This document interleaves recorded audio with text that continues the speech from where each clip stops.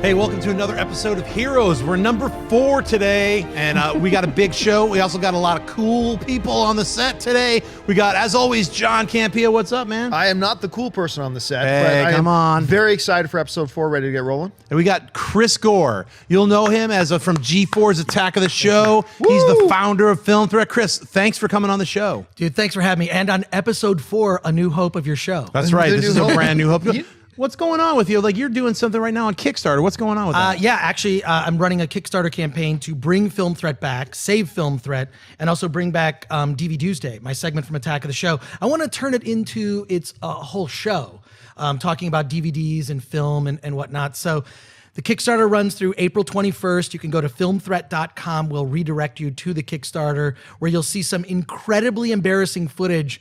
One of my first times I was on MTV Europe for some reason. Right. And there's a really, like, a thing where I look so skinny, it looks like they did it digital. But anyways, yeah. So check out the Kickstarter. There's some really fun rewards. Like, I'll follow you on Twitter. I'll retweet anything that you want me to retweet, as long as it's not, porn. And then some other stuff too, where I'm giving away like weird artifacts from when I used to work at G4 and Film Threat. And it's, if you don't know what Film Threat is, I mean, Film Threat was this magazine that This Is How We Met was Film Threat. Right, I met John, Chris. in the 90s. Yeah.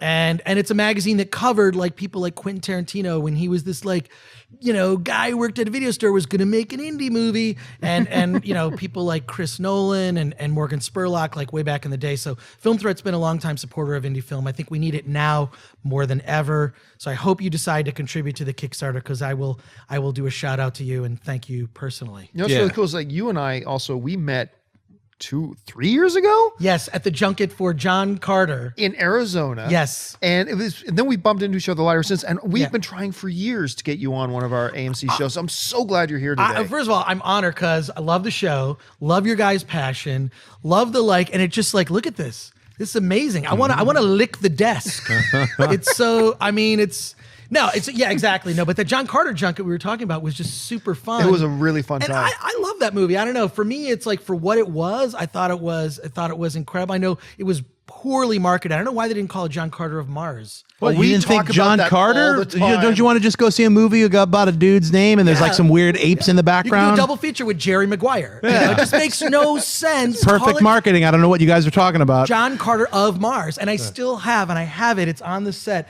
I have my bag that I got. That they gave us at that thing, they gave us, yeah. which is a kind of cool military. Yeah, and it was like bag. JCM. Yeah. They didn't screw it up yet, right? There was like, no, it's still called John Carter of Mars. And then somebody's like, wait, all these Mars movies are bombing. That means we shouldn't call this John Carter of Mars, right? Nah, it's and the movie itself, the score is really amazing on that film. It really, I personally, I bought the Blu-ray for that movie. I will love defend it. that movie forever. I love that movie. Yeah, I think love it's that great. film, but don't bring it up to anyone at Disney, because Nope. it's considered one of those things you should not talk about. You should talk about, Star Wars and Marvel movies and Pixar films, all of their But remember, the successes. day after they showed us the movie, we're in Arizona, the day after they showed us the movie, we're getting ready to do our interviews, because they show us the movie first and then we do the interviews.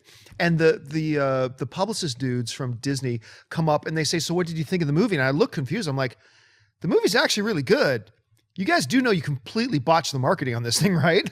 And they're like, yeah, I think we kind of No, did. but it's weird, because I remember the trailer didn't look good. Right. Just everything about it was like, this is going to be a dog. Then you see the movie and you're like, wow, that was really good. And the worst part is to try to convince anyone. Oh, I know. Because it reminded me of, I used to watch those old school Buster Crabbe, Flash Gordon, and Buck Rogers.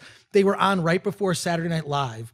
30 minutes. This is growing up back in Detroit, where I'm originally from. And they would show these, and it had that spirit, that sort of like, well, the way to solve anything is just to beat it up. That was always like the solution to anything. Like Flash Gordon, they'd have like these guards. Everything was just like, I just want to beat people up. That was the way to solve any problem in a Flash Gordon, serial from the 1930s. They would just show them in reruns, and it was awesome. But John Carter had that spirit, and the ending is really heartfelt and kind of sets up more story. Sure. That eventually we'll see someone will pick up the reins and make a sequel to John Carter. I truly believe that they will do it. It's too good of a franchise to let it just be screwed up by bad marketing. Yes, I saw it the day before it left theaters. That's how long it took for all these people to totally convince me, because I was like, it looks horrible. And then I saw it the day before it left theaters, like, oh my God, I'm trying to tweet and tell everyone it's amazing. It's just, you know what's really sad about that too? And we'll get to our comic book stuff in a second here. But Andrew Stanton, I almost call him Stanfield.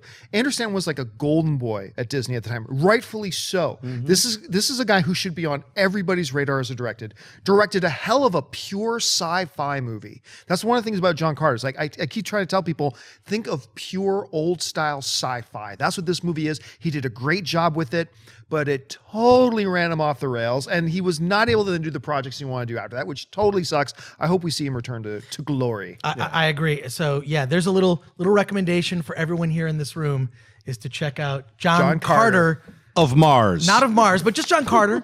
It's of Mars is just invisible. You just can't see it. Just pretend it's there. Yeah, pretend it's there. Maybe they can call it Live, Die, Repeat. Yeah, there we go. Just Edge of John Carter. That's another Edge of John Carter. Great film, bad marketing. I feel like that could be a whole show. Great film, bad marketing. Yeah. Starting next week. Yeah. All right. Hey, let's start our show. It's about the cinematic world of superheroes. Our very first topic today: Batman v Superman: Dawn of Justice. Henry Cavill mentions in the recent Empire Awards that Superman and Batman bro out with a very firm handshake. Is this going to happen at the end or the beginning of the movie? Why is Batman even going to be fighting Superman anyway? So what do you guys think? Well, first of all, I think that's just one of those seminal moments. Like in the Fantastic Four movie, I hope that we do see four hands, together. Yes. There's got to be that overhead. That overhead team. I feel like those are like iconic images. There's got to be that handshake that okay, we've put whatever our battle was behind us. And I know that there were rumors that BVS was going to be broken up into two films. I still hope that happens. I want that rumor to be true. I want that rumor to be true. That's such a good rumor. Yeah, that's such a great. Yeah, and even like the guy who did like the fake, if Photoshop, it's fake, Photoshop, it looks so convincing. But you have to have that moment between the two. I like this because there are those people. I'm conflicted about Man of Steel because there are parts of it where you're like, whoa, this is amazing, this is incredible. I've never seen this is what it would be, sort of scientifically, sort of a dark emo Superman. But then there's stuff where it's like the destruction just gets ridiculous, or it's like, dude, Christopher Reeve Superman would never do that. Right. You can kill many innocents. And many innocents do die. It's like 25 9/11s. Yeah, it's 20. I know. It really is. So kind of dark. It was sort of strange being in the theater where there was sort of half-hearted golf clap at the end, like at the end of the film, where you were thinking you want to see a Superman movie triumphant. I think there's going to be some retconning in this.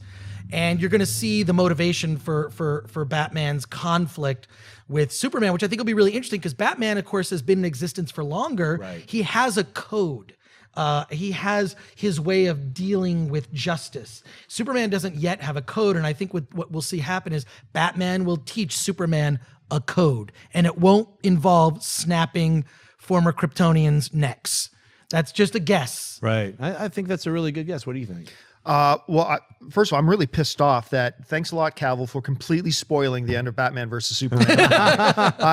What's the point? Why am I ever going to see this movie now? No, look, we all knew that's going to happen. It's the dawn of justice, so that's coming. Well, why are they going to fight? What sets them off? And we all have our theories. The prevailing theory is obviously because of the destruction in Man of Steel. I am not conflicted about Man of Steel. I thought the movie was effing genius. I loved that movie from start to finish.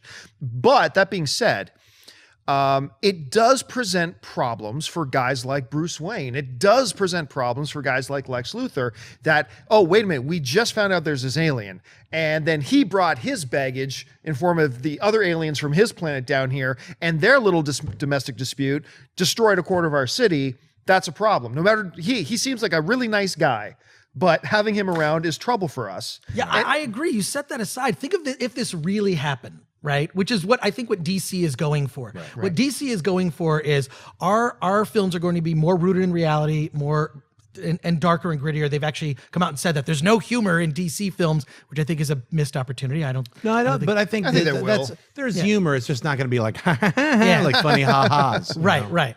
But Holy I think crow, Batman. seriously, if an alien came here, was found out an alien had been living here for 30 years, and that alien had these strange superpowers, and then this alien, relatives of this alien came to Earth, and then they basically destroyed one of the biggest cities in the United States, there would be an uproar, right? And here's one thing that I'm curious about is, in the DC universe, do they read Marvel comics? Yeah, that's the only thing that's in the published. Marvel movie universe, do they read DC comics? I feel like there's a way that Marvel and DC could come together in this way, where their comic books exist in their respective opposite Alternate universes. Does that make sense? Sure, and then you have the amalgam comics where they all combine into some strange, warm, soft ooze that everybody drinks. Star Wars and Marvel versus DC versus Star Trek. I think Lex Luthor is going to be a big proponent of getting the alien off our planet. I think he's going to be the guy who was number one. We just didn't see him. We saw some LexCorp stuff in Man of Steel, and I too also really enjoyed Man of Steel. Had a couple hiccups, had a couple bumps, but overall I really enjoyed it. I think it was a great reboot for the Superman franchise, not a modern Superman. And look, hey, everyone's like, hey, Superman doesn't kill people. Well, he did. You just saw it in Man of Steel, and there's going to be repercussions. So, and there are comic book examples where he killed people as well. There's a ton of comic book. John Byrne, he killed in the Phantom Zone. He was like, oh no, you're not going back into the Phantom Zone. You're way too dangerous. Killed all of them. Of course, they retconned that and said that didn't happen. That happens all the time in comic books. Characters die, they get brought back to life, or that universe is just, we just imploded that into these 4 other pocket universes and came up with Earth 11 or Earth 9 or Earth H or whatever. So whatever version of Superman this is, Batman v Superman is going to take into account that this alien just destroyed half of the city. And you better believe that Bruce Wayne and Lex Luthor are pissed off about this creature and his friends, his alien friends. So it's almost like we already know the answer. The answer is he destroyed Metropolis. That would be a reason for Batman not to trust Superman. And to team up with Lex Luthor. Like if Chris Gore came into our studio today, and we believe Chris Gore is a really cool guy. He's a really nice guy. He's not a bad guy, but he brought an entourage of 7 hillbillies in here that were all drunk. The Gorlians. They started trashing the place. I may know Chris is a really good guy, but I know when he shows up, trouble shows up with him. I don't know if I want him around anymore. Right, he always brings those 5 other weird people. Why does he do that? That start kicking things. No good. And they're outside right now. I think that's the Batman. I think that's the Batman Superman situation. I am with you guys. I own Man of Steel on Blu-ray. I will watch the film. I think the score is phenomenal. Oh, the score is great. Hans Zimmer. I love the score. Fantastic. I'm so excited to hear that Batman's theme is going to be written by Junkie XL, which actually Hans Zimmer has collaborated on. No one else would know this but me because I'm Batman obsessed. But every Batman, Chris Nolan Batman movie, Hans Zimmer would release this sort of deluxe score that has these remixed Junkie XL versions of Batman. I don't know if you know that. No. They're so awesome. They're basically like, you could play this in a club because it's like a dance tune. So Junkie XL did those, and they're going to be doing Batman's theme, which will be more of a techno theme, which I'm super excited about. But I feel like the thing that doesn't work for me with Man of Steel isn't even the events, it's none of the effects. It's Superman as a character, right? You can change what's outside the bottle, but if you change the contents of the bottle, the wine, that makes it not Superman. It just didn't. For me, it's like I feel like there needed to be more of a training period or something to indicate that yes, he's kind of a noob when it comes to his powers and doesn't know like you could destroy a city, right? And there's that really weird scene where Jenny is caught under the. Oh, they should have just cut that out. They should have cut that out. That should have been there. She's trembling and crying, and it's actually scary.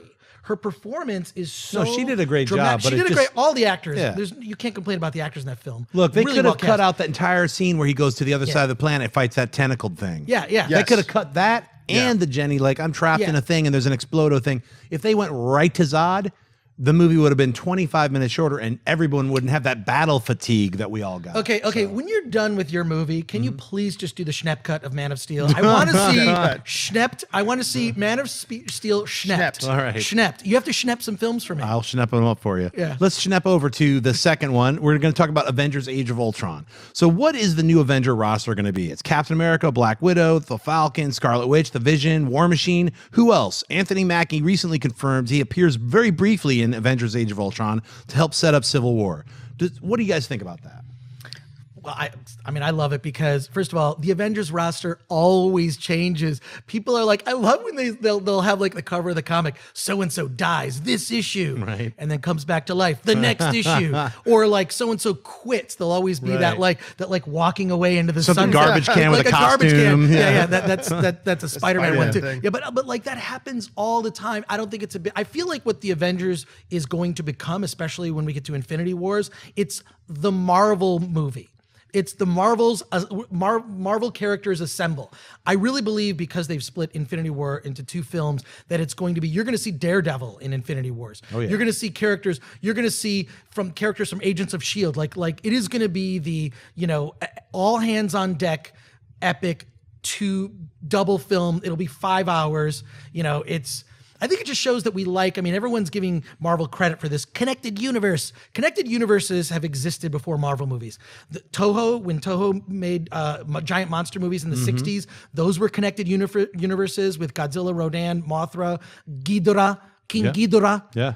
They were all connected, right? And same thing with the Universal Monsters series. Those were connected universes. The television series, Green Hornet and Batman, and precisely. Yeah. We like long form storytelling. What now the movies have finally discovered is that let's just connect all of these. And the Star Wars universe, we're going to get a taste of that also. Right.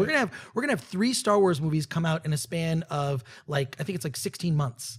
It's insane how much money we're all going to be giving. Well, I think what Marvel realized best is by, like Kevin Feige just basically saying, look, let's just do what the comics have been doing successfully for 40 years, which all Marvel comics, it was always great. Well, like Fantastic Four, you just see Spider-Man hanging out. All of the comic books existed in the same universe, and there was always something happening at the same time. Like, well, how come Iron Man's not there? And then there would be a little explanation. See, Iron Man, he's in the, fighting Thanos in another dimension. Or where's Doctor Strange? He's been captured by Nightmare. There'd be let's see issue 13 or whatever. They'd tell you why this character is not there. Or if he showed up, it would be cool. You'd be like, oh, look, Wolverine's in there to pump up sales. They'd always like throw Wolverine or Spider-Man into a comic book that wasn't maybe doing too well. But the point is, there was a connected universe, and that when Feige was like, look, we can do that now. We've got the rights back to most of these characters. Let's try making a cinematic universe that's exactly mirroring the way comic books work.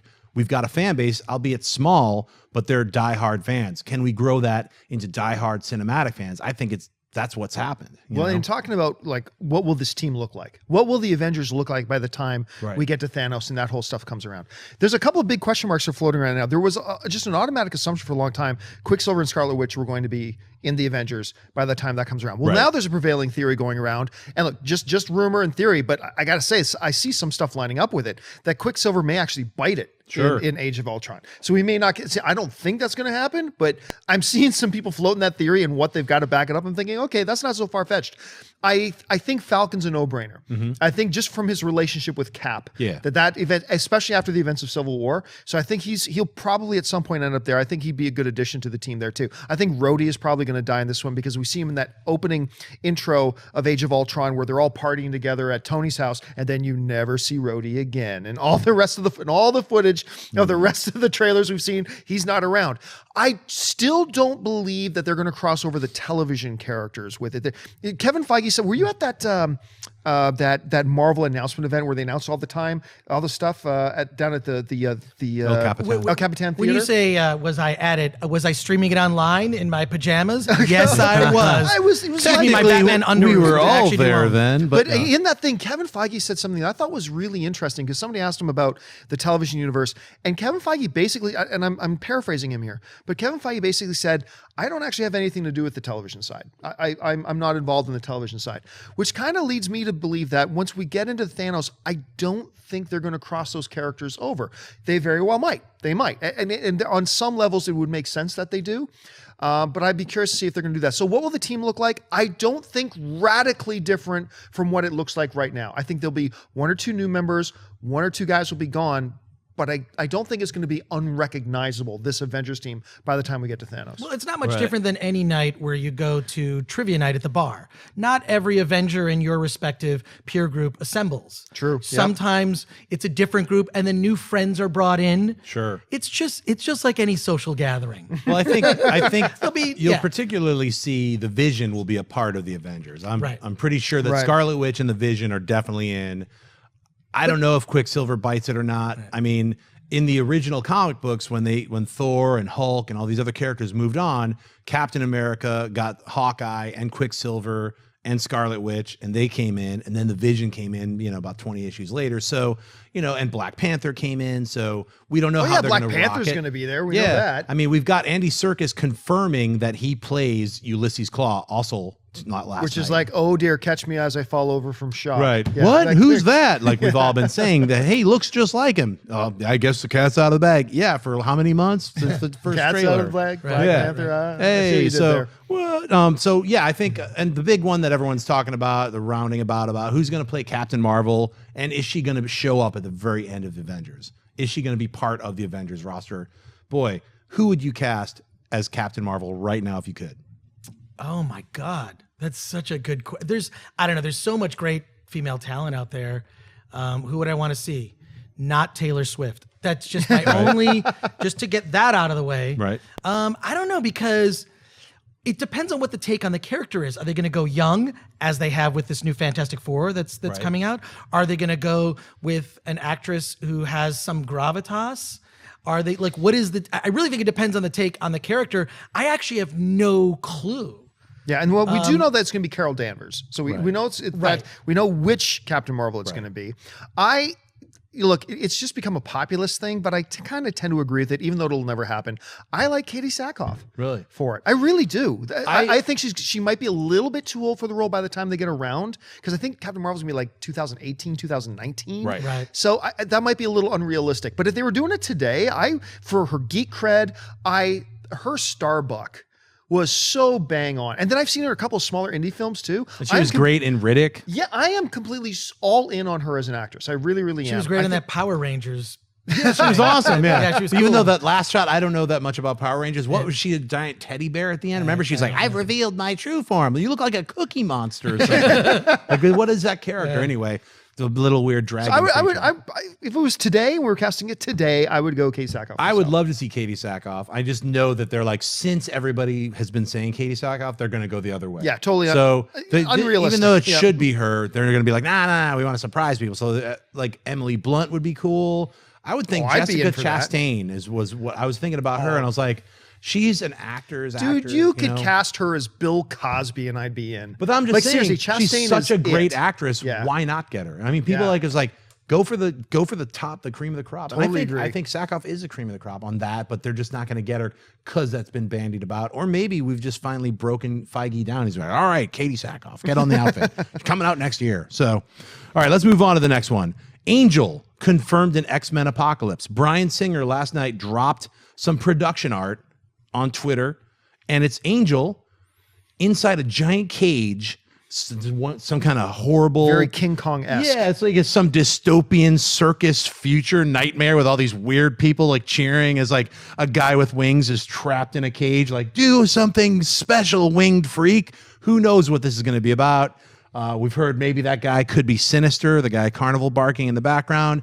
We don't know, but we do know now that Angel is a part of this new universe that Bryan Singer has rebooted successfully with Days of Future Past. So is it going to be the actor Ben Hardy, who recently got cast? He looks a lot like Angel. What do you guys think of Angel being in the new X-Men Apocalypse? First of all, I love that because I'm an old school first 100 issues. Right on. You know, I read the first 100 issues of X-Men when I was a kid, when they were still only 35 cents. But yeah, no, I would just love to see, we kind of got a glimpse of that in First Class with those sort of blue and yellow outfits, which are reminiscent of the original X-Men. I would just like to see an original X-Men X-Men assembled, if only for a portion of a film. So seeing Angel, because we haven't really seen Angel like used at all. I mean, briefly in X-Men 3, The Abomination. Right. Was it I think colon Abomination? I think it's the official subtitle now, yeah. So The suck stand, I think I'd it's the love to suck see. I'd love to see. I feel like now what's cool is because when you look at the progression, like from the first X-Men movie that Bryan Singer did, Right. where he really clearly had an anemic special effects budget. Right. But what Bryan Singer did so well was he captured the essence of those characters. He along with Hugh Jackman, created Wolverine, made Wolverine cool, and got people who don't care about comic books to care about these heroes. Yes. And that's what I think Bryan Singer does really well, is character. Now we've gotten to a point sort of seeing the progression of the first X-Men movie to now. Effects are cheap. They can be done quickly. You can do things, you can do movies that are incredibly ambitious, like Days of Future Past. So now you can have a character like Angel. I'm sure Angel was not included in the first X-Men movie because how do you do that? Where do I put, look, you can do a digital beam out of Scott Summers' visor, but a lot of other effects are really expensive. When you go back and watch the first X-Men movie, you realize, wow, there are not a lot of special effects in this movie. Right. Yeah. And Bryan Singer was kind of fighting against the budget, but now budget is not a restriction for him. So seeing something like this, I mean, it's awesome. I can't wait to see it. And they also have by having X-Men, they've already introduced Beast. Right. They've said they've cast a new Jean and a new Cyclops. Right. X-Men, they just need Iceman, and Yeah. And then you got all your original core. Yeah. But it just goes to prove once again that Bryan Singer's life motto is continuity schmontinuity. Wait a second, didn't we meet a 15-year-old Angel in the 2000s and now we're back in the 80s? Right. And here he is again. They just stopped caring about continuity so long ago. And you know what? More power to him, whatever. But it's an altered universe continuity, so it actually is technically But accurate. it's just a timeline, remember? But Right. it's just a timeline. So technically speaking, Angel should still only be 15 in the 2000s, right? But instead now he's going to be around in the 80s. So it's like, okay, whatever. I can get past that if you're bringing him in because you're going to make him one of Apocalypse's Archangel war of horses, one of his horsemen. Which he was Death, right? Angel was the angel of death. he was called Archangel. Archangel. And Archangel, he takes away his feathered wings, puts them in these razor blade wings and stuff like that. If you're going to do that to make him one of the horsemen, then yeah, I'm on board. And if you're going to do it because you're going to create that nostalgic moment that you were just talking about, right? Where you get Scott, Jean, Beast, Iceman, Angel, and you do that, then I'm with you. Continuity, schmontinuity. Sure. Who cares? To make that moment, you do it. Besides, X-Men First Class, we forget they had another flying character that they also called Angel in X-Men First Class. So that's right. again, Right. continuity, schmontinuity. Man, they already ruined everything with X-Men Origins, where there was just like, what is all this stuff? You already have a Sabretooth? Sabretooth? Yeah, here's another Sabretooth. How do you like that? Yeah. Yeah, there's a little young Emma Frost. Here's a weird waving, walking, computer-generated Xavier, like a creepy, hey, come on the ship. And we talked about that earlier today. I still think that is the creepiest scene because you have a bunch of underage minors running around the woods and there's some stranger man there with a vehicle saying, come on, kids, into my van. Right. And everybody thought that was fine. With a clearly computer graphic face. You're like, he must be Chameleon. Still speaking about X-Men, let's move on to Wolverine. So Hugh Jackman shocked everyone by posting a picture of, one hand with the claws connotating the Wolverine 3 is what he's talking about. And he's like, one last time. So is Hugh Jackman really going to hang up the claws? What is he going to do? What does it say about the direction of the Wolverine 3? Well, I mean, I don't know. I don't think that the character is going to go away. This may be the last time that Hugh Jackman plays Wolverine. And he was a last minute change when they were making the original X-Men. Yep. He came in at the last minute. I'm spacing on the the guy that no one knows because he wasn't cast as Wolverine. Yeah, that's the guy I because don't he couldn't get out of his he couldn't get out of his contract. He had to do Mission Impossible 2. Right. And so no one remembers. I know who you're talking it was about, that right? guy. The bad guy from Mission Impossible 2. Yep. He was supposed to play Wolverine. So look, I don't think this is the last time we're going to see the character. It's probably the last time we're going to see Hugh Jackman as the character. I, for one, would like to see some sort of Sony-like deal with 20th Century Fox to bring the Fantastic Four and X-Men into the Marvel connected universe. I would love to see that. I just don't. I don't know that we're going to see it with Hugh Jackman. He's not going to make it at this point. It's going to be 2 more films, Wolverine 3, which I don't know. The Wolverine movies are really confusing because first one was Wolverine, then it was The Wolverine. No, the first one was, X-Men X-Men Origins Wolverine. This next one was The Wolverine. Right. The third one's going to be Wolvie. Logan. Wolvie. Old Man Logan. Old Man Logan. I don't know what it's going to. They should definitely I feel like they gotta get more Wolverine's- creative. Could it They be can't call it 3. Wolverine of Mars. they won't. Just something that could. Wolverine of Mars. Yeah. Well, Yeah, I mean, but- they didn't call the last one 2, so they're not going to call this one 3. Right. For our reference, it's Yeah. Wolverine 3. Yeah, and how long can Hugh Jackman look 35?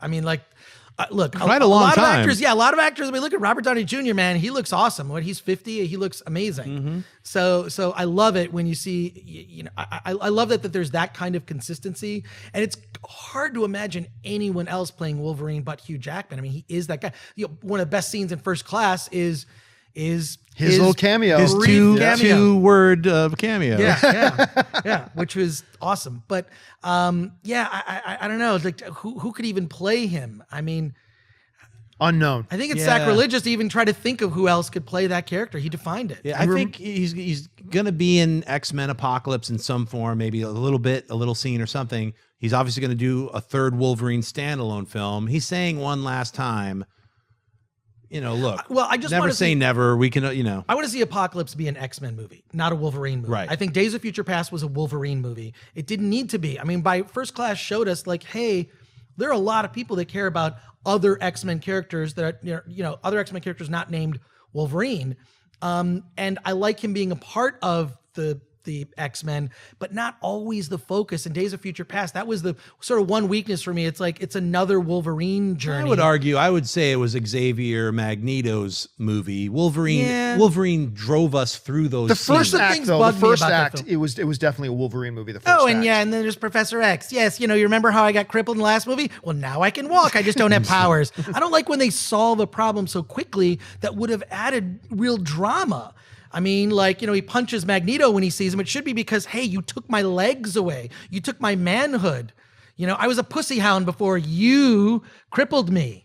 So can you say those words on It was this more show? about betrayal. Right, It was right. like, Yeah, betrayal. I personally felt it was great. It did the leg thing No, didn't bother me. I liked that it they had. bothered me. It was a different level of hatred or just betrayal. Like you Well, and he betrayed was me. mad that he took Raven too. Exactly. He was really pissed off about Raven. Mystique was the middle point of both of them. They were fighting over her through the whole movie. I would argue with you for at least an hour about it just only being a Wolverine movie. But let's move on. Getting back to Yeah, Wolverine. Here's the thing. I panicked when I saw that tweet because I thought what that was saying was X-Men Apocalypse Right. is going to be my last ride. And then, you know, the director for Wolverine 3 came out and said, he's talking about Wolverine 3. It's like, oh, okay. I do believe he's done. Like he has been talking for years about he is so over the 5-hour-a-day workouts. He is so over eating the way he has to eat. And I remember this one just before the X-Men Days of Future Past came out. He gave this interview. He's telling the story about him and his son, and he's like. Basically, it was just a conversation about, won't it be great when daddy doesn't have to stop everything he's doing and go lift weights some more? I mean, he's just over it, and I don't blame him. And the dude looks freaking awesome at his age. I think he's older than any of us at this table, right? I mean, he looks incredible. He's a great performer. He's a great actor, and I'm sad to see him go, But you know what? If this is it for him, and I really do believe it is, I think the third Wolverine film will be the last of it. All we can do is stand up. If this was a sporting event, stand up, give him a standing ovation, take off our hats, and say thank you for the 75 films that you appeared in as Wolverine. Thank you for what you've given us. And then you're right. Then the big question becomes, who's going to replace him? Because I think you're right. I think he's done, but I do not think the character of Wolverine is done. Well, they mentioned Matthew Vaughn when he was originally going to direct Days of Future Past, and it was going to be a 2-part film, and it was going to have Hugh Jackman, and then when they went into the past, there was another Wolverine, and that's how they were going to introduce the new Wolverine. I don't know what's going to happen with this third Wolverine movie. I don't know what's going to happen with Apocalypse, but wouldn't it be great if, you know, Fox got it together to be like, look, Jackman, we're going to shoot 3 back-to-back movies and just get like, come on, dude, you've been working out. Let's just make it worth it. And then we could, you know, caffeine drip them like for 2017 and 19, and then the brand new Wolverine. So that'll never happen. I'm just saying. But the technology would probably exist now. I mean, we're getting close to recreating a human digitally. Right. Don't you think that like that's some Hugh The Jackman would be uncanny one of those- valley. Yeah. Yeah. It can happen. I would love to see it happen. And if it happens, they should experiment with Hugh Jackman. So let's move on to another character. Let's talk about Deadpool. Deadpool, we got the synopsis, we got the Ryan Reynolds doing the Burt Reynolds pose, and we got some new characters just announced recently. We got Brianna Hildebrand is playing a character, Negasonic Teenage Warhead. Now, is that not the coolest name? I got to tell you, I haven't heard that. Yeah. I didn't hear that. She was just a very brief character in a Grant Morrison run, and then they brought her back, and she's basically, she's a telepath who can, like, you know, think of the future. She's almost like those Minority Report people, but with an even cooler name. She's probably going to have tattoos and stuff all over her face. I don't know. Just sounds badass. Yes, what's your name? Negasonic Teenage Warhead? You know? Yeah, tell that to someone at Starbucks as they write it on the cup. That's right. Write all of it. Yeah. So what do you think? I think that's awesome. I love when they take like minor characters that made appearances in comics, and then in a movie universe that gives a screenwriter and producers just more latitude to be able to fill that character out, right? And you forget that what's so funny is I love those cases where, for example, Commissioner Gordon was never in the comic books. Commissioner Gordon was a character that was created in the television series as a way to just explain that week's narrative to Batman and Robin. And I mean, Harley Quinn was created in the animated series that then migrated into the comics and will then be in the movies. So I love that when you see a character that really fulfills a need for the story, right? And it gives, and without having kind of the all this backstory and baggage of, you know, decades of comic book history, you can play with that more. So I really love that when filmmakers get that and what a great name. Well, that kind of opportunity is a great opportunity. And I think Deadpool movie is going to be different, fun, weird. I go to a lot of conventions. I just got back from Emerald City Comic Con. Whenever you see people dressed as Deadpool, they can pretty much just do anything. Yeah. Deadpool is sort of like the male version of when I see girls dressed as Harley Quinn, they are jokesters and pranksters, and Deadpool's kind of that for dudes. And now you do see a lot of female Deadpools. I don't know. I think it'll be really awesome. And just that alone, just hearing that from you, I'm so excited about it. Yeah, they're going full force. In fact, Colossus from the X-Men is going to show up in Deadpool, but it's going to be a new actor. A new actor. So. Continuity, schmontinuity. Yeah, remember the phrase. Monica Baccarin, she's in it, Gina Carano and TJ Miller, and now... No, it's not Monica. It's Morena. I think it's... what's the proper pronunciation of her name, Dennis? Morena Baccarin. Really? Baccarin, yeah. Now, are you guys sure? Because I said it wrong the last time. Yeah, you did. I actually got this. I got this from the internet. Yeah, trust me. If you got it from the internet. No, I'm just saying it's not Monica. Welcome to another segment on Heroes, how to pronounce that. It's not Monica. All right. Well, Morena, I'm very sorry. We're not going to edit this out, but your name is Morena Baccarin, and you're an awesome actress. So let's move on. Adam West and Burt Ward recently just announced, I believe it was at the Emerald City Comic Con. I think it was at Sweatfest. It was one of them, that they are doing a feature film animated version of the Batman 1966 TV series that these guys made famous, and that basically the entire world thought Batman was until the Tim Burton movie came out, which, you know, people forget, like comic books, a bunch of us nerds were like, The Dark Knight's amazing, but no one knew what that was until the movie actually was like, no, we were referencing this darker take on Batman, because otherwise people were like, yeah, the Batman where they crawl up the side of the buildings and, you know, famous people come outside and like say, hey, what are you doing, you know? What do you guys think about an animated version with these guys' voices? Well, I'm like you, John. To me, any Batman is good Batman for me. Ben Affleck Batman, whatever. The Chris Nolan, like, I like to see different takes. It's sort of like, just as a longtime comic fan you'd read a run of a comic and a new writer and illustrator team would come in and it would be a different tone. I remember when Fantastic Four, when John Byrne took over, it was a different Fantastic Four. With this, it's like, this is just a different take on Batman. I love the kitsch value of it. I bought that big Blu-ray box set for the Batman TV series, which is awesome. All the behind the scenes stuff on it and all the, updated documentaries are made. I think it's cool. I'm curious what style of animation they'll use for this. Is it 2D animation?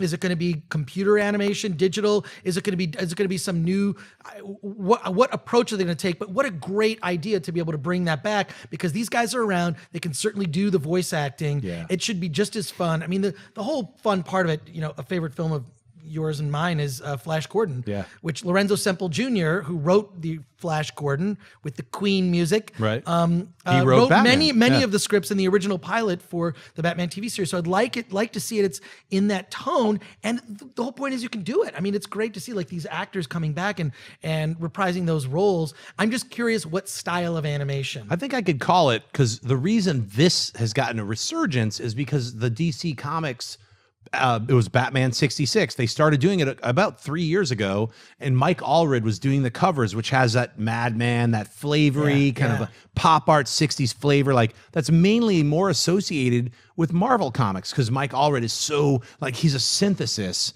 of everything that's awesome about Jack Kirby and Steve Ditko from the 60s. That's Mike Allred's like, that's what his art is. And then seeing that done with the animated Batman and Robin art, I think that was like the breakthrough. He's done every cover. So if you want to check it out, just like type in Batman 1966 comic covers and you'll see all of Mike Allred's covers. He's done a great one of Vincent Price's Egghead. I mean, there's just so many covers that he did that are great. And the inside art is very similar in tone to the covers. They were just trying to keep that kind of pop art, fresh, kind of cartoony look. So that's why I think they're going to go with that kind of style. And I seriously hope they do. If it's like 3D garbage, I'm going to be really angry about it. What would be even better is if they did like, do you remember those old Marvel cartoons from the 60s where they actually would take the frames out of the comics? That would be horrible. And you'd see Captain America like, I'll drink this.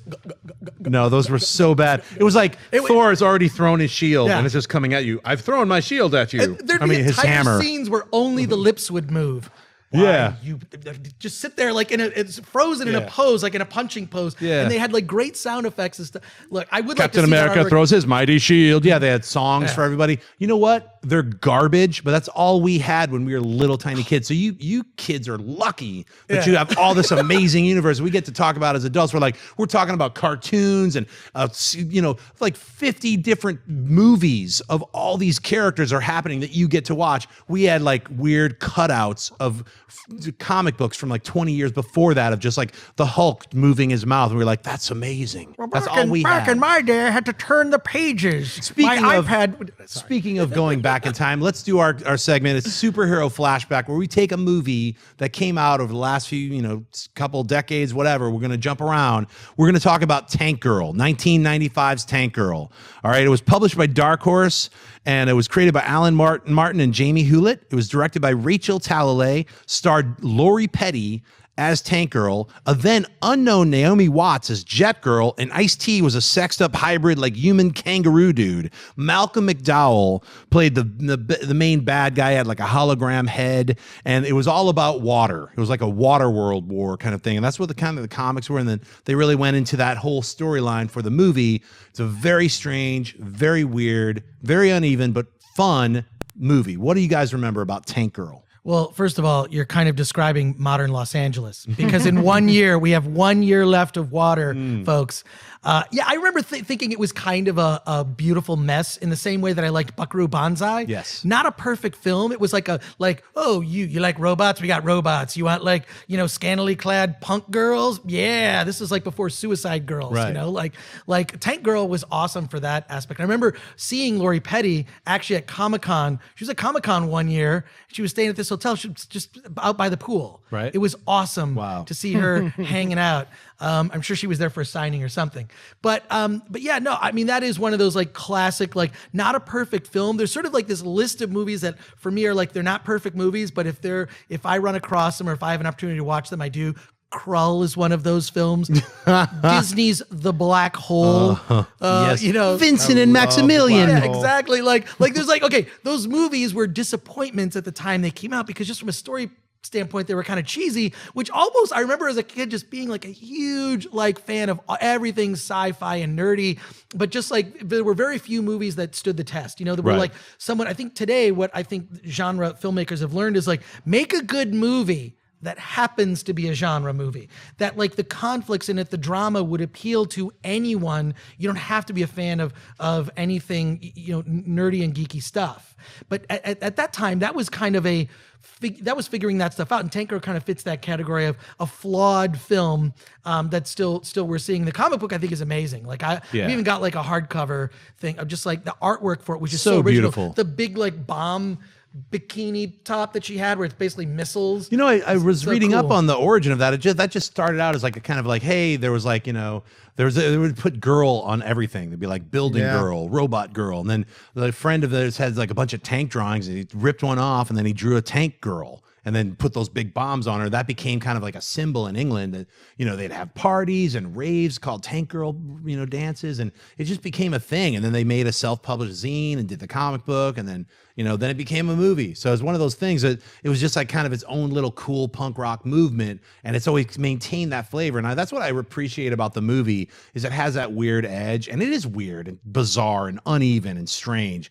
But there's moments of it that are just really entertaining and fun. So that's why I like it. Well, how about you?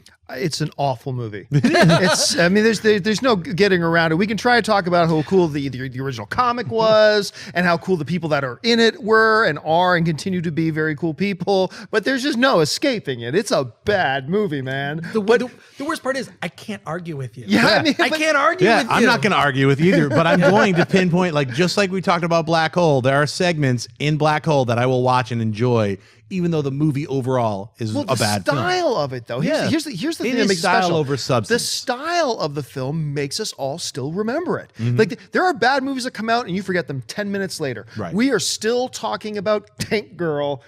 How many years ago did that film come out? 20 years. Like 20 years later, we're still talking about Tank Girl. You say Tank Girl, people still know exactly what you're talking about. There's got to be something to it. I think it was the style of it and what they were going for. And they were doing things in that film that no one else had tried. And Tank Girls is a great example of you can do things no one else has done, and then you find out there are reasons they've never done it before. But it was still gutsy of them to do it, and it still makes it memorable. Yeah, and also they're like, if we did that, are we going to ever repeat something like that? Oh, no. Please, no. Don't do that again. Yeah. But I mean, upon reflecting, and that's why I picked it for this week's topic, I thought, you know what?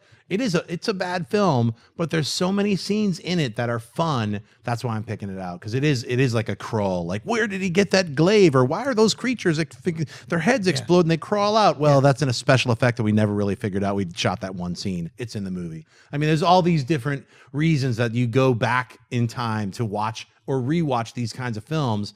And I think if you haven't seen Tank Girl, give it a shot, and then you can hate it with all of us, but also love specific moments of it. So. There are movies that are so bad they just suck, but we always talk about there are some movies that are so bad you kind of get a kick out of them. Yes. This is one of those movies. This really You'll is get a one of kick those. out of Yeah. it. There's an entire company built around that concept. It's called Trauma. That's right. When you say a trauma film, it's like a so bad it's good movie. Right. Poultrygeist. Little recommendation out there. So gory. Actually, so well known in our industry. The main guy from Trauma also got a cameo spot in Guardians of the Galaxy. Lloyd Kaufman. Lloyd Kaufman is. You see him very clearly Uncle Lloyd. in the movie. Well, you know why? Because James Gunn got his start Yep. at Trauma. He did Tromeo and Juliet, which a good friend of mine, James Jensen, played Juliet. And that's so the everything's kind of interconnected. That's why he's like, get over here, Kaufman, you're going to be in a prison scene. So, and Lloyd Kaufman, what a great guy. He's having awesome. fun. He's just having I fun. hope Lloyd Kaufman is in Guardians of the Galaxy 2. I hope hope he so. is. Awesome. I heard he's got playing to. Thanos. Lloyd Kaufman is All right, so we're going to move on to our next segment. It's called Spotlight. And this is when we take a spotlight on characters from different comic books and say, what would we do? How would we cast them? And why aren't they movies yet that are in development? So let's start off right away. Marvel's Starjammers. We were just talking about, I believe it was last week, we were talking about X-Men and like Fox owns the X-Men. And we are like, well, could they go in outer space? Right. Could they cross over with the Fantastic Four, with the Negative Zone? And what kind of characters does Fox still have that are part of the, because obviously Marvel has the Kree, they've got Thanos, they've got the Infinity Gauntlet, they got most of the cool stuff of the cosmic universe that is Marvel. But Fox was able to ferret away and grab some of that cool stuff because they got X-Men and everything that goes with X-Men, which also includes Deadpool, and that also includes Scott Summers' dad, one of the dudes from Starjammers, sorry. So this is a really weird galactic group, and basically like, traveling around. They came out like roughly a little bit after Star Wars. So everybody was like trying to rock on that Star Wars tip. It's like, well, how come we don't have some dudes in spaceships and stuff? Well, let's come up with the Shi'ar Empire and let's get this dude and, he's in there. And that way you just jump away and have some fun. What do you guys think about the Starjammers? Well, they were such an integral part. A lot of people forget. There was a stretch where the Starjammers, Shi'ar Empire, all that kind of stuff were such an integral part of the X-Men universe. They just weren't side things going on. They were so interwoven into the storylines. Xavier was dating. Didn't he marry that one Lilandra? They almost got married or something. And here's the thing. Guardians of the Galaxy, you're going to say Guardians of the Galaxy is going to be the test case for a lot of different things you want to try, but Guardians of the Galaxy proves you can do something like this. This is not that far of a stone's throw from what Guardians of the Galaxy did. It's this relatively unknown group of intergalactic characters taking your cinematic universe to a whole different level, taking it to outer space, making it a galactic thing. This can work. Yep. Would I greenlight it if I was a studio producer right now? Maybe not, but I'm not going to poo-poo the idea. If I found out some studio decides to have the testicular fortitude to try something like this, it's worth a shot. I think it's worth a shot. I'd like to see, with all due respect to Starjammer, there's a comic book that I have an affection for that I've always wanted to see made into a film. I think is one of the best concepts for a comic. It didn't last very long, but I thought it was amazing. Maybe you'll remember it. Do you remember Strike Force Muraturi? I do. Strike Force Muraturi. Every issue they were like, one person's going to die. Yeah, it was an amazing, because it flipped everything that you thought about superheroes. Here was the concept. I will pitch you the concept. The concept is Earth is invaded by aliens, and Earth is losing this war against an alien armada that is just destroying and just decimating the planet. There is a program that the military creates where they are able to give people superpowers. The one hitch is you will only live for about a year. So once you are bombarded with whatever this process is that gives you a superpower, and some of the superpowers are really useful and some are pretty stupid and worthless, but they put together this team, Strike Force Muraturi, and every 12 issues, it'd be a new set of superheroes because they only live for 1 year. And sometimes people would die in the process of trying to save the Earth. And sometimes like their powers, they just sort of phase out because they could. So they were trying to develop this process where they could just create an army of genetically modified humans that have superpowers to fight this alien threat because Earth was losing. And it was an amazing comic. The art style was incredible. I still have the run of it. It was canceled far too soon. Conceptually speaking, it fits into something like this. And I think it's more relatable than when you see cat hair girl with the ears and Doctor Strange guy with the handlebar mustache. They are all kind of in an Image Comics pose here, but Hulk who needs to trim his nails with the fish gills. They're just, and there's another one, like, I don't know if you remember Starbrand. Remember when Marvel did that whole spin-off? Which Starbrand is basically, let's face it, it's Green Lantern. But I love when they would try stuff. It was like Marvel basically was Jim Shooter was like, I want to create a new universe, and he did the Pit. And it was like this new universe. I think they even called it New Universe. Yeah, that's what it was called. Yeah, so and I remember buying a lot of those. But Starbrand was the only one that really resonated with me. They messed it up. You didn't like Kickers Incorporated? No, Kickers. Night Mask? Oh my God, do you remember something? No, I actually, pretty bad. a guilty pleasure of mine was like collecting all of those. There's this thing that we do through Ben Jackanoff. He does this comic book Sunday, and people would just bring comics here in LA, and so we have it once a month. You trade them? No, people bring comics and you just take whichever ones you want. You don't even have to trade. So you take ones you want to get rid of, and then everyone takes ones that they want. Yeah, so people bring comics, and so I got almost an entire run of all of the New Universe comic books from the 80s. It was pretty incredible. But yeah, that would just be a recommendation. Strike Force Muraturi. I think just conceptually, I've never seen something like that. Well, we got to move on. It's awesome. But my last thing I want to say about Starjammers is, if you're a Fox executive, you've been asleep for a very long time because you've basically got Guardians of the Galaxy like just sitting there and you're not doing anything with it, but it's the Fox version. Get on it. You can make something with that. So Starjammers is one of them. Let's move on to the next topic, DC's New Gods. So this is a comic book series that Jack Kirby created in the late 70s. He had just left Marvel, and he had been creating characters with Stan Lee at Marvel for a very long time. He felt like, look, I want to bust off and I want to make some new stuff. I want to create new gods. That's why it's called New Gods. It's instead of Thor and all these other Marvel gods that he had helped co-create. He was like, I'm going to create a brand new kind of universe with these populated by these new superheroes, which I'm going to call New Gods.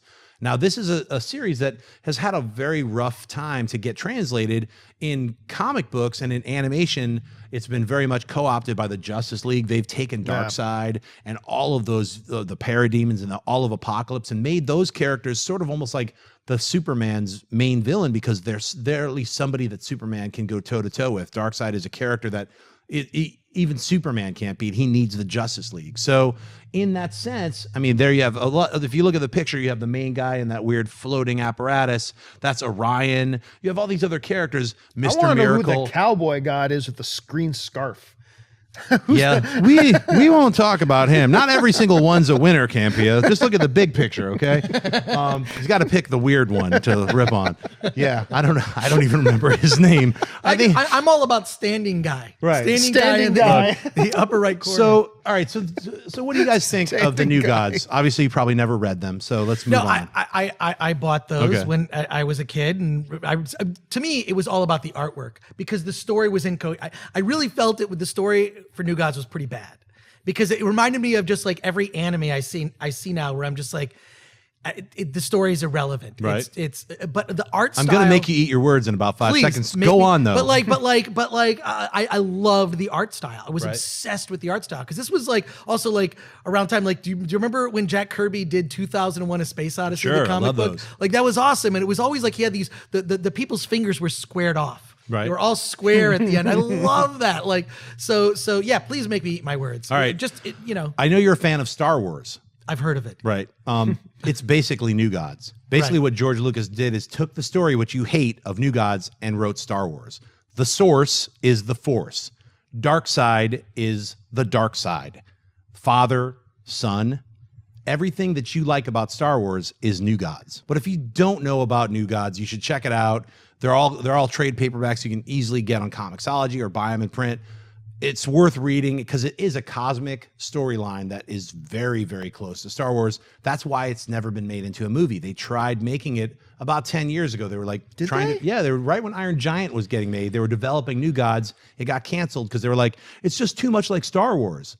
Well, that's why it got canceled. I can tell you a story that's similar to that because I'm friends with Frank Herbert's great-grandson. Sure. When they were developing Dune at Paramount, this is several years ago, Avatar came out. And Avatar, as much as everyone says, oh, it's that rainforest cartoon movie, I forget the name of it.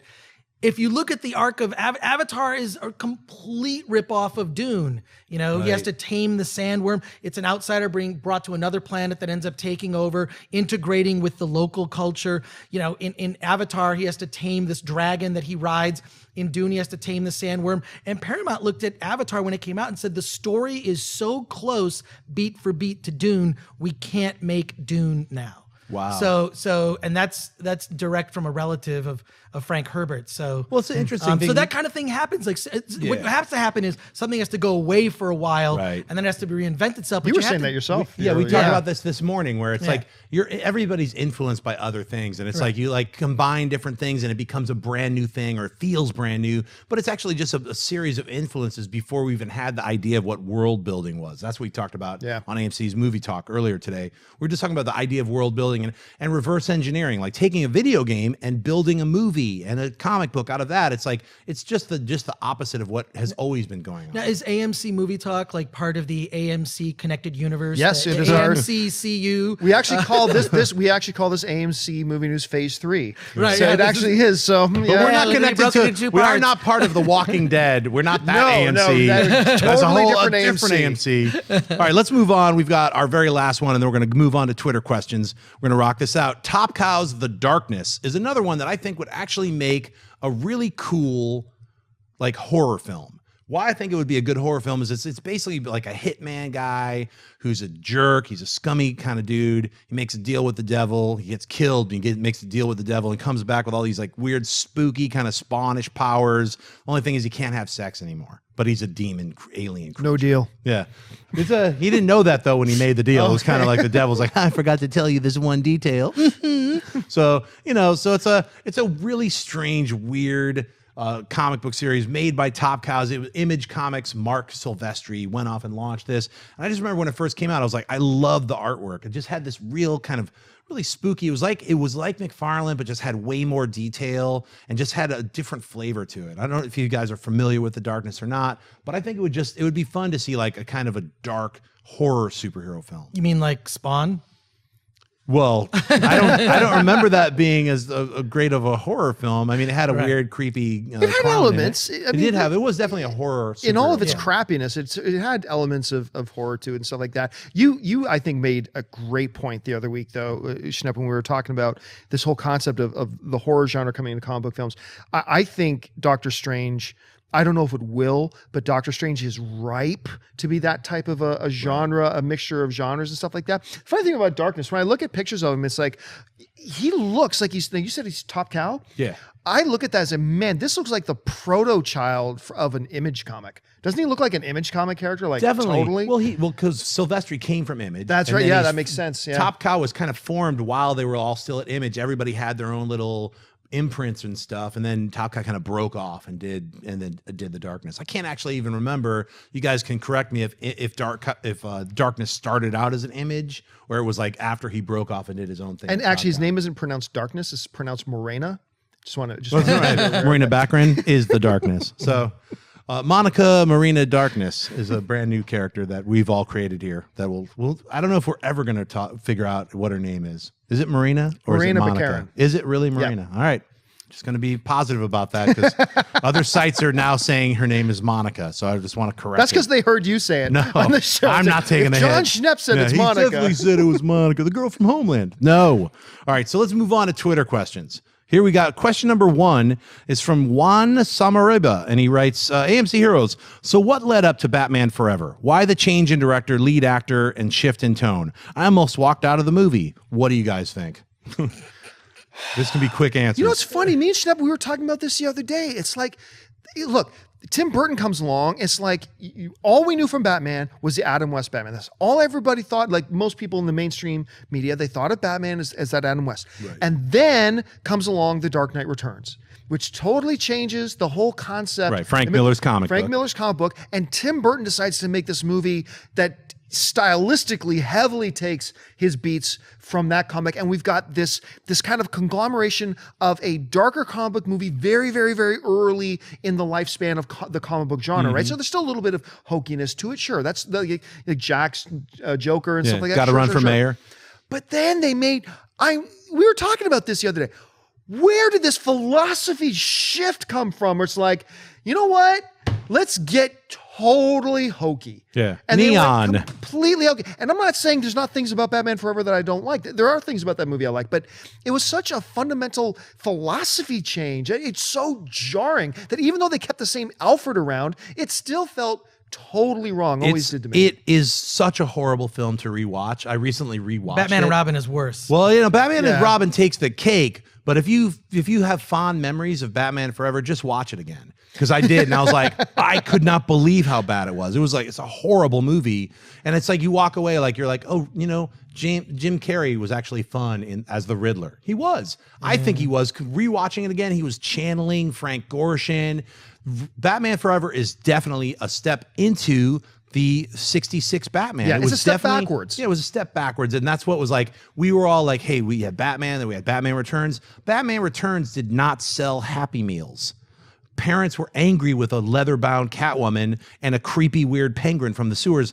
That's why they were like, look, Batman is about selling toys. That Batman is a world-building thing where we can actually have kids enjoy Batman too. So though Batman Returns got a little too creepy, they just went the opposite. They went the total opposite. Instead of like, let's tone back a little bit of the creep, but keep that dark edge, they went the other way and made it a gross cartoon version of itself while still trying to maintain a dark look, but it had neon, all this other weird stuff. It just was so clashing. Tommy Lee Jones horribly miscast as Two-Face and really underutilized. Just everything about that movie is a real disaster. What do you think, Chris?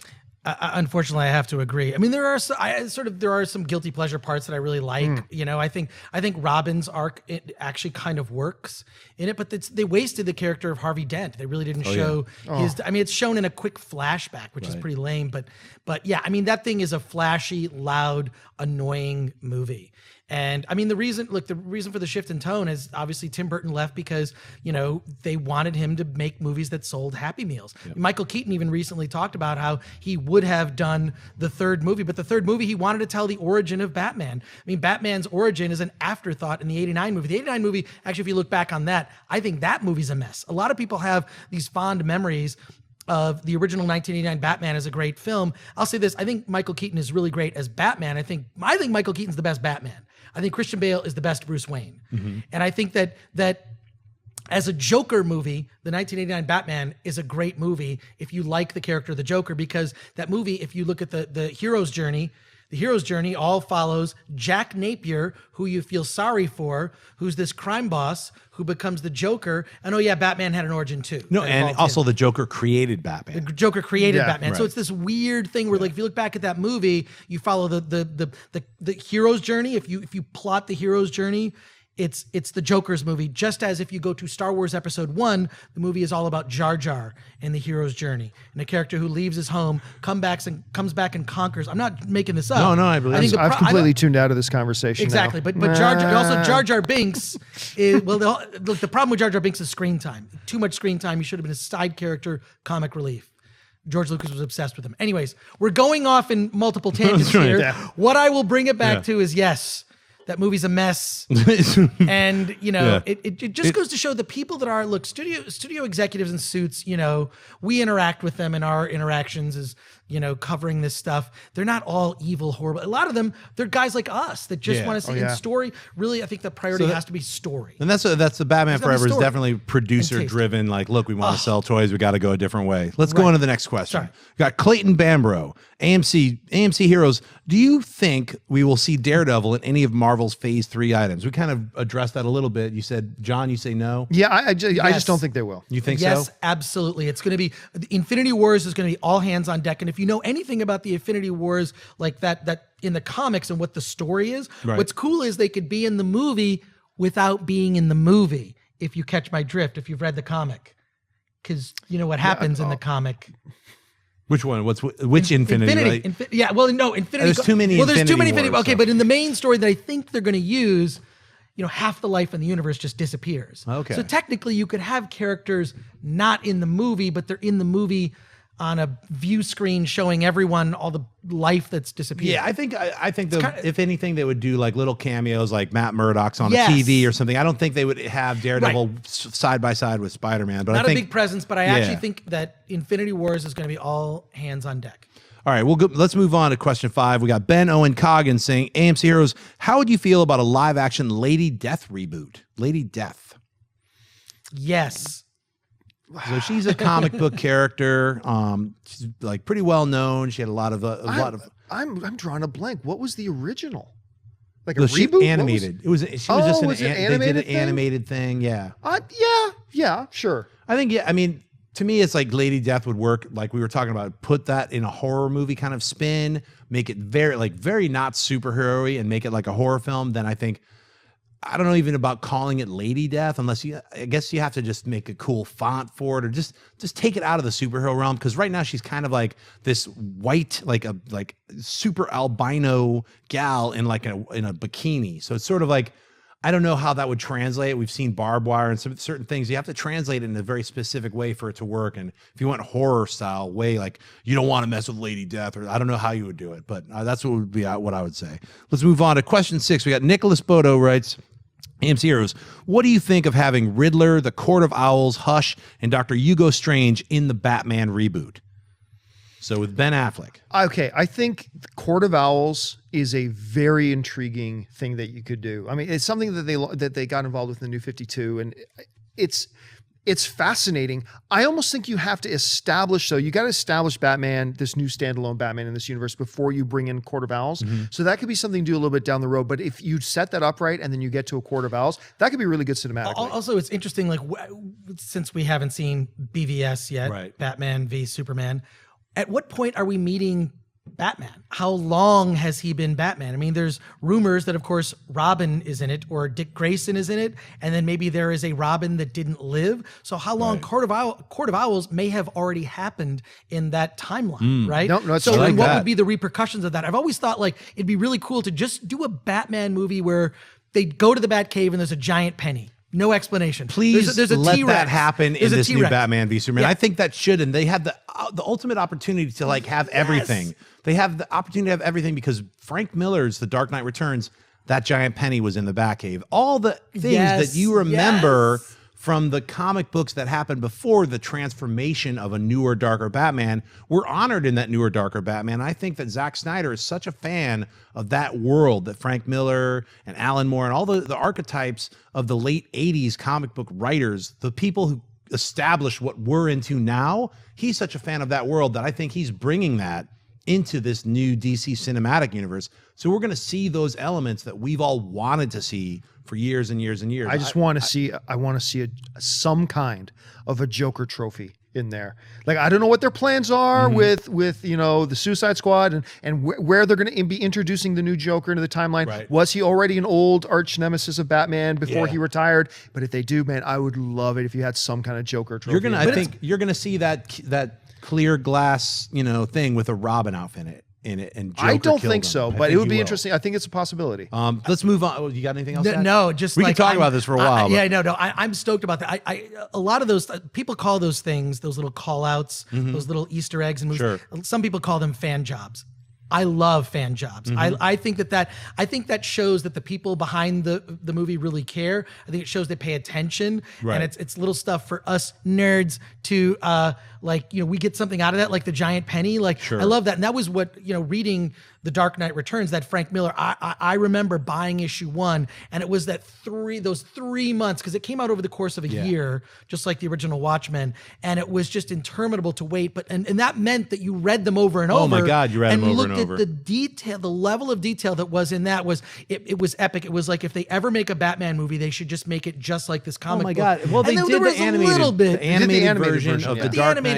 I liked it. I mean, because it's never going to be the comic, dude. You can never. A comic is a comic. Doesn't matter if they make an adaptation. It's not going to be the comic book. I just don't like that art style. It doesn't really work for me. The one that they used in the animation, Right. I prefer like that jagged, The Frank Miller, Klaus Janson, It's not perfect. Right. It's that's very frenetic. I love it. I don't know if you could. That's Now I a wanna hard read thing it. to translate in animation, but So hopefully, I'd love to see Hush also covered in. That's a good story for Batman, for the very first Batman, because it has like a way of going back in time and look what you did, and it has these things. You know what that would do too? The one complaint, even amongst the most diehard of Batman fans throughout the Nolan series and everything, has been what we have not seen from Batman up to this point is the detective. Correct. And I think Hush offers an opportunity to really delve into that part of Batman that we haven't seen on the big screen yet. Really, We saw that. We saw that in The Dark Knight. We saw that where he did that thing with the bullets and got the. I think got the little he did some portion CSI of a- stuff, Sure. but No, there was a little bit of it. There but was detective work. He was riding around on the motorcycle and like used to.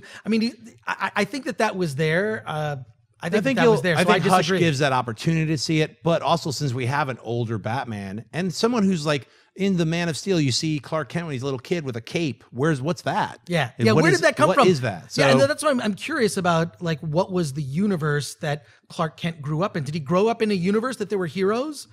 I mean, I it's guess interesting. Maybe we'll find out. Maybe there was already a Justice League. Yeah. Maybe we don't, because we don't know. Maybe there was a Justice Society, and he was like mimicking some other dude. You know, who knows? But I would love to see the Justice Society, because those costumes are I know, so right? crazy.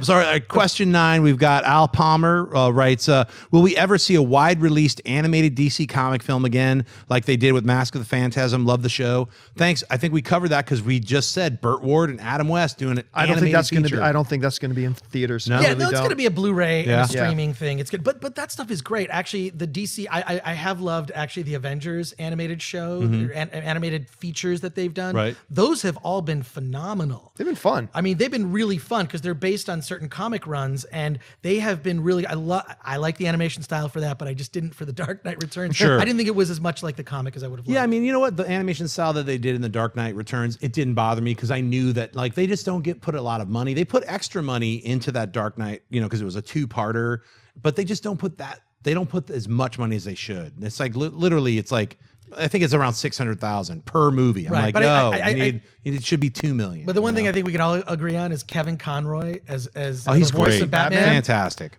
Batman, he's so good as Batman. All right, question 10. We've got Nelson Lopez, AMC Heroes. Any thoughts on the rumor that Captain Marvel has already been cast and we'll see her in the Age of Ultron? Well, we covered that. We all talked about it. We thought Katie Sackhoff, Emily Blunt, Jessica Chastain. I don't believe the rumor that she's already been cast. Right. I don't believe. I think that would be a really difficult one for them to have kept the lid on. But I don't think we're far out. And it's possible. Yeah, I think they're going to secretly shoot that in the next week or two because I've heard rumblings that they're shooting a few little extra scenes for Avengers. They always do. Because we live in the digital say, world now where you can add that 1 minute little 15-second or whatever it is. Because you haven't gotten to my question that I tweeted at AMC Heroes yet. But I'm curious what your speculation is about because we know from the original Avengers, they shot that shawarma scene After the premiere.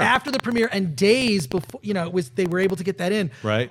Any speculation about what those button scenes are going to be, what those little ending, and what I love is that they'll have multiple ones. Right. They'll have ones that's kind of like just before the credits. Right. And then one that Thor We now had call like it the three. mid-credit scene and the end credit scene. Right. Yeah, First of all, right. I love it. I live for them, and I feel like Marvel has actually changed the movie-going experience because people wait now for like a little button. yeah. And you're like, oh, this isn't a Marvel Pacific film. Rim even had a button scene that a lot of people did not see, which was crazy.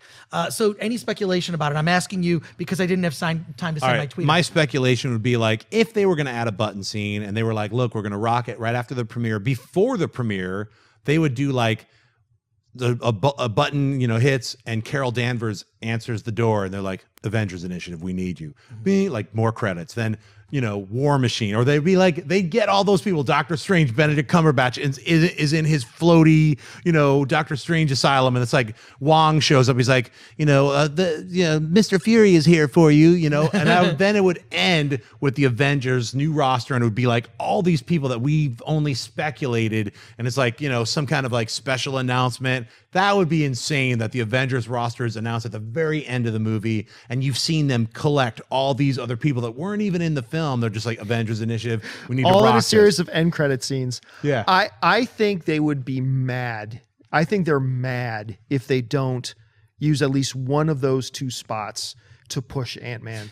They need to push Ant-Man badly. It's got to be in there. The first trailer was a nice look. I don't know what it is. And apparently it ties in because some of the events of Ant-Man are parallel to Age of Ultron. They're things that happen in Ant-Man that are happening at the same time as Age of Ultron that get glossed over that are further explained. You have to see Ant-Man to get the full Age of Ultron experience. But yeah, they really need to do, you're right. They have to do something to connect it so people a couple months down the road are going to go see Ant-Man. Well, I certainly hope that happens. For the special question, now we have our bonus extra sweaty question of the week. And it comes from Carlos Javier Granda. And it says, AMC Heroes, hi guys, will we ever see DC's Kingdom Come on the big screen? How about as a photoreal CGI movie? So that's like, that was the big daddy that came from DC. It was like the answer to Marvel's, it was the answer. It was like Marvels. Yeah, I mean, it was the answer to the Marvels, which was also done by Alex Ross. And then he scrimped over to DC and was like, let me rock with your characters and blew us out of the water. Mark Waid wrote it. Alex Ross also co-wrote it and did all the art, and it basically kind of changed comic books, the way you view comics, like this incredible photorealistic, beautifully painted realization. Also, but Alex Ross always came from with this flavored kind of like 60s mixed with the 80s mixed. It was just like this great way of like, I painted Superman, but he looks almost like he's from your Mego action figure collection, or he's the way Superman should look. I mean, it's like the way he would paint these characters, it just changed the way everyone perceived DC's characters. It made them like, wow, I loved Kingdom Come. I love the sequences with Superman having to fight Shazam. I just loved everything about Kingdom Come.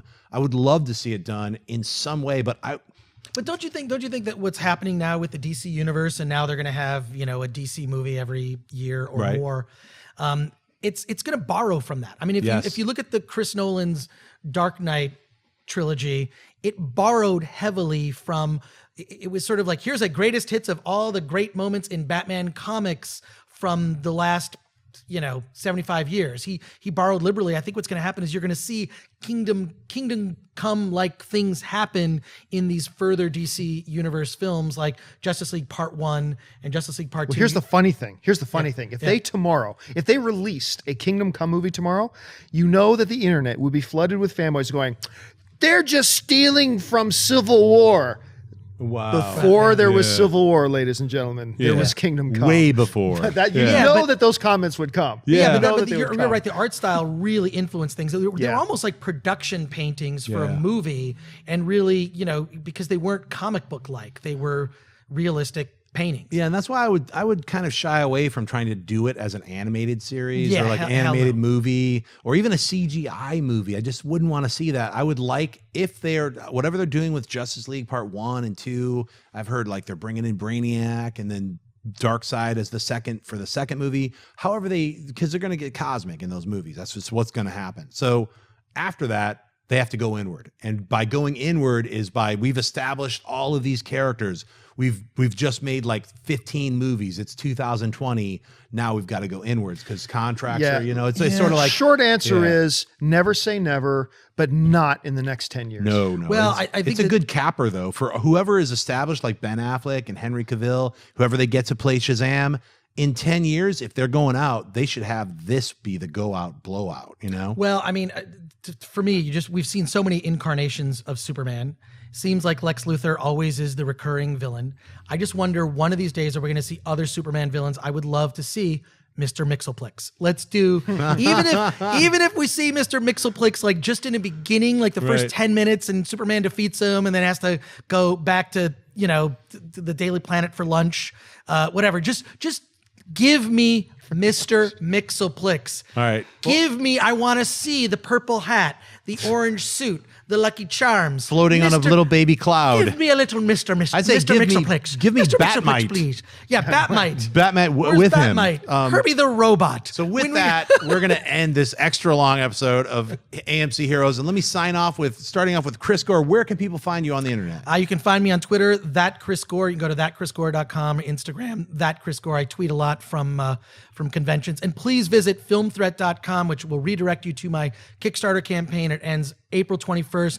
If it happens, I'm bringing back DVD Tuesday from Attack of the Show. I will announce here, this is a big announcement. The new title of the DVD Tuesday show will be DVD Tuesday, because that is the way everyone would mispronounce it. Every time I would meet people, they would say, "Oh, you do that thing, DVD Tuesday." And you would be like, "No, it's DVD Tuesday." So you know what? Guess what? The fans wanted it. They asked for it. The show will be called DVD Tuesday with myself, and I'll bring that back, and filmthreat.com will return as well. So I hope you check that out, and I hope you decide to support, because there's some awesome perks. Yeah. And I really got to thank you guys for having me on the show. Like, I've watched the show on the internets and just been a fan. And from years ago when we first met, you said, you got to come on the show. And I'd love to do that thing.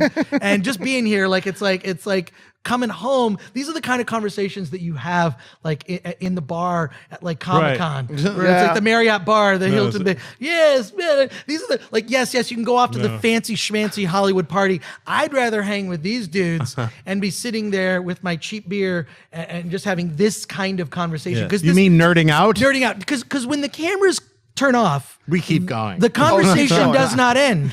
The conversation doesn't end, So I want to thank you guys for having me on. I'd love to come back. Yeah, and it was awesome. It was way last minute, because what I've been trying to do with the show is get a comic artist or writer to be on the show. And where are you guys? I'm emailing you. I need faster responses. We do have lined up an incredible, fantastic guest in 2 weeks, which I'm not going to announce until he shows up, but you're going to wait till you see them. Next week, it'll be Tiffany Smith. But this week, it was Chris Gore, and it was a last minute thing. I emailed, reached out to him. So happy you came on. I met Chris Gore in 1994 at the very first Chicago Underground Film Festival, and I was screening a super weird science fiction comedy film that I made called Mad Science.